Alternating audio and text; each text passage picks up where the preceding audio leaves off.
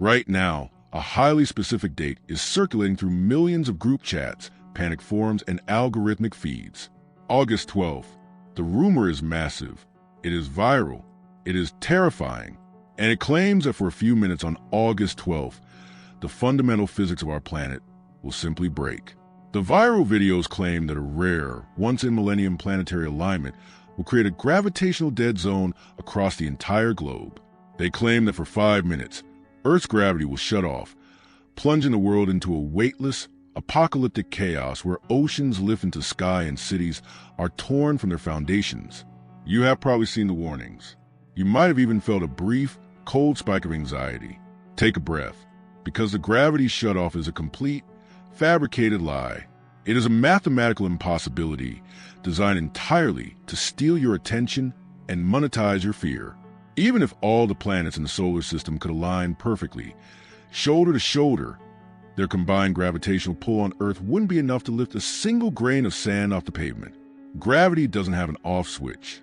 It is a fundamental curvature of space-time.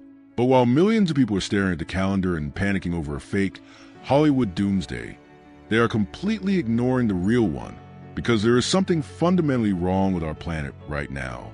Something the viral videos aren't talking about. Our invisible planetary shield is breaking, and the consequences of that failure are far more terrifying and far more likely than 5 minutes of floating cars. To understand the terrifying reality of what is actually happening to Earth, you have to stop looking up at the planets. You have to start looking down, deep beneath your feet, 3,000 kilometers below the surface of the Earth. Beneath the crust and the solid mantle, there is an ocean, but it isn't made of water. It is a churning, violently rotating sea of superheated liquid iron and nickel. This outer core surrounds a solid inner core that is roughly the size of Pluto, burning at temperatures comparable to the surface of the sun itself. As the Earth rotates on its axis, this liquid metal ocean swirls and flows in massive, chaotic currents. This immense movement, this planetary dynamo, generates a colossal electric current. And according to the fundamental laws of physics, that electric current generates a magnetic field that extends hundreds of thousands of kilometers out into the freezing, irradiated vacuum of space. This is the magnetosphere, and it is the only reason you and every other living thing on this planet are alive to watch this video today.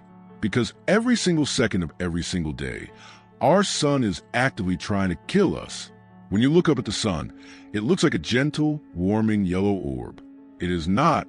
It is a continuous, deafening nuclear explosion, blasting out a torrential stream of highly charged, radioactive particles traveling at over 1 million miles per hour.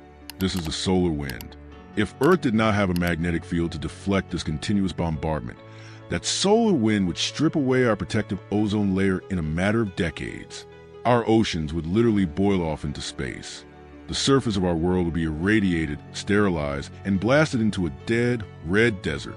We know exactly what that looks like. We don't have to guess, because we have a planetary neighbor that lost its shield. 4 billion years ago, Mars had a strong magnetic field. It had a thick atmosphere. It had vast rivers of flowing liquid water, and potentially the conditions for early life. But Mars is smaller than Earth. Its core cooled down faster.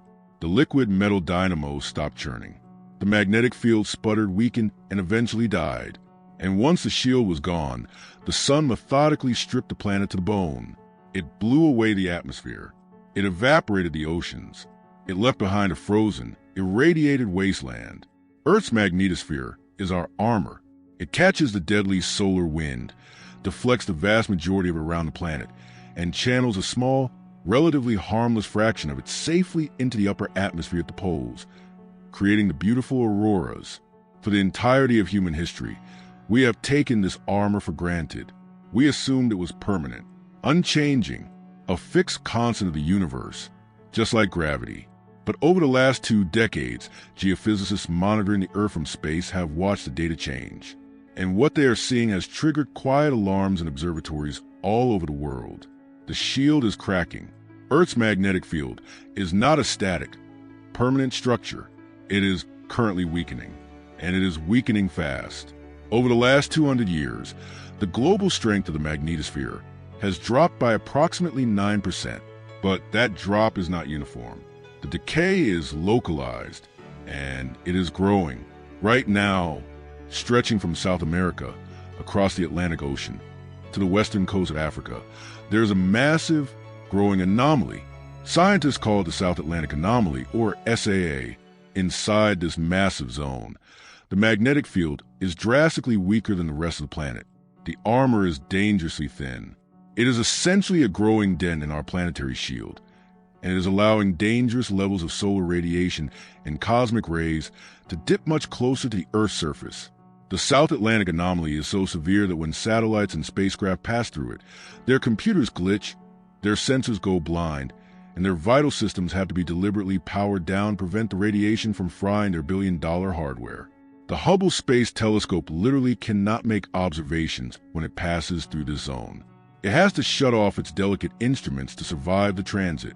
The International Space Station requires heavy, extra shielding just to protect the astronauts inside as they fly through the anomaly several times a day.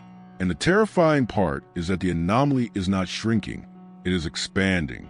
It is creeping westward, and recent data suggests it might even be splitting into two separate lobes, like a jagged tear spreading across a sheet of glass. Why is this happening? Why is the shield failing now? Because the Earth is preparing to do something it hasn't done in nearly 800,000 years. The planetary dynamo is destabilizing. It is preparing to flip. Our magnetic north and south poles are not fixed locations. They wander. And throughout Earth's long geological history, the magnetic field has completely reversed its polarity hundreds of times. Magnetic north becomes magnetic south. South becomes north. This process is not a sudden, clean switch. It is a slow, chaotic, and incredibly violent magnetic transition. And geologically speaking, we are currently thousands of years overdue for one.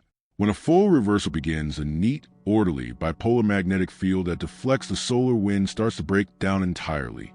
Instead of two strong poles, multiple weak, competing magnetic poles emerge all over the planet. The field fractures, it twists, it becomes a chaotic mess of localized magnetic weather. And during this transition, which can last for centuries, the overall strength of our global magnetic shield can drop to as little as 10% of its normal capacity. Imagine taking off 90% of your armor before walking out onto a battlefield where a 1,000,000-mile-per-hour machine gun is firing constantly. That is what a magnetic reversal means for Earth. If a full reversal begins now, if that growing anomaly over the Atlantic is the first undeniable symptom of the collapse, the consequences for modern human civilization would be catastrophic. We are not the humans of 800,000 years ago, living in caves with stone tools and fire. A magnetic reversal back then meant very little to our ancestors, aside from perhaps higher cancer rates from the increased surface radiation. But we are a different species now.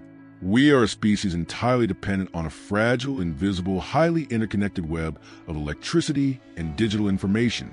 If our magnetic shield drops to 10%, we are completely exposed to the whims of the sun. And the sun is not a quiet, predictable neighbor. Every so often, the massive, twisting magnetic fields on the sun's surface snap. When they do, they release massive, unimaginable explosions of energy. These are coronal mass ejections, or CMEs. A CME hurls millions of tons of highly magnetized, superheated plasma through the solar system at speeds exceeding 2,000 miles per second. If one of those massive plasma clouds is aimed at Earth, our only defense is the magnetosphere. When a CME hits our magnetic field, it compresses a shield, violently shaking the Earth's magnetic lines of force. This is called a geomagnetic storm. In 1859, a massive CME hit the Earth dead-on. It was called the Carrington event. Back then, our magnetic field was much stronger than it is today. There was no South Atlantic anomaly, but the impact was still so incredibly violent that auroras, usually confined to the Arctic poles, were seen as far south as the Caribbean and Hawaii. The night sky was so bright with glowing plasma that people woke up and began reading newspapers at midnight, thinking it was dawn. But the real damage wasn't in the sky. It was on the ground. The violently shaking magnetic field induced massive electrical currents in the Earth's surface. In 1859, we didn't have a global power grid. The most advanced technology on the planet was the telegraph system. When the Carrington event hit, those telegraph wires literally burst into flames. The induced current was so strong that telegraph operators were shocked unconscious by their own equipment. Some operators realized they could disconnect their batteries entirely, and the ambient electrical charge surging to the Earth from the solar storm was enough to continue sending messages across the continent. That was in 1859. If a Carrington-level event hits us today, while our magnetic field is already weak, and while the growing anomaly over the Atlantic provides a massive weak point in our armor, the results would be apocalyptic. The incoming solar storm would punch right through our weakened shield. It would induce massive, uncontrollable electrical currents in the ground, surging into our power lines and overwhelming our fragile electrical grids. The high-voltage transformers that form the backbone of our power infrastructure are not designed to handle massive geomagnetic-induced currents. They would overheat.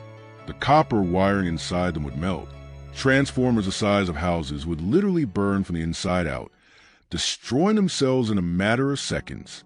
Within minutes of the impact, the global power grid could completely collapse.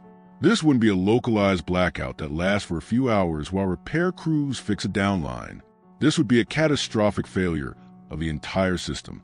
Replacing a single custom-built, high-voltage transformer takes months. They are massive, specialized pieces of equipment, and we do not have thousands of them sitting in warehouses waiting to be deployed. Replacing thousands of melted transformers across entire continents would take years. Years without electricity. Think about what happens to your life when the power grid dies. Not for an hour, but for a year. Without electricity, water treatment plants instantly stop pumping. Your taps run dry. Without electricity, gas station pumps die.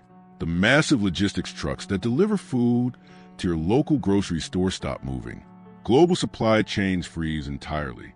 The refrigeration that keeps the world's food supply from rotting fails within days. The financial systems, the digital banks, the stock markets that govern global wealth would simply cease to exist, locked away on dead servers. The thousands of satellites we rely on for GPS, weather tracking, and military communications will be the first casualties, instantly fried by the unshielded radiation in orbit. We would be violently thrown back into the 19th century, but we wouldn't have the 19th century infrastructure to survive it.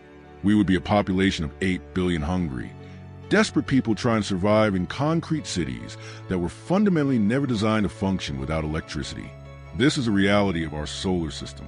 It is not a gentle clockwork of perfectly aligning planets. It is a violent, chaotic shooting gallery.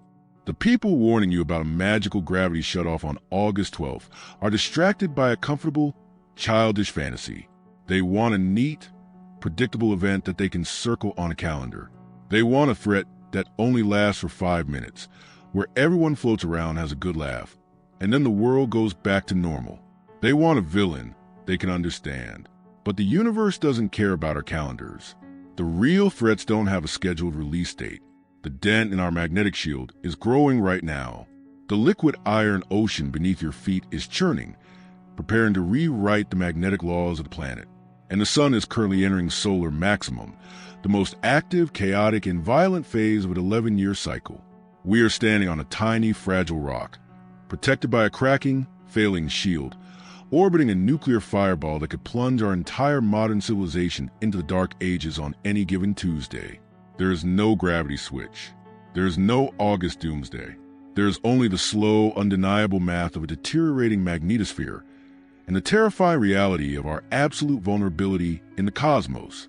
We built an entire global society assuming that the sky was safe, assuming that the invisible armor that protected our ancestors would always protect us. That assumption is currently breaking over the South Atlantic Ocean. If the fragile reality of our planet terrified you even a little, hit that subscribe button. We are just getting started. Every week, we strip away the viral lies and expose the engineering and cosmic nightmares the universe doesn't want you to see. Like this video and drop a comment below. Do you think our power grid will survive the next major solar storm, or are we already out of time? I'll see you in the next one.